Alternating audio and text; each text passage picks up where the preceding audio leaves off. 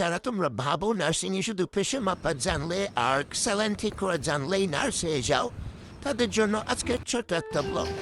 তো তোমাকে ফার্স্টেই দেখতে হবে, পড়তে হবে এতগুলো বই।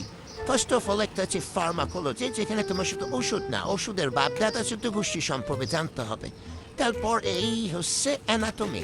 অ্যানাটমি হইতেছে এমন একটা সাবজেক্ট যেখানে তোমার 260টা হাড় জানলেই হবে না, তোমাকে এটাও বলবে যে হাড়েরও মাথা থাকে। শুধু তোমার একা মাথা থাকে? নো, তোমার হাড়েরও মাথা থাকে।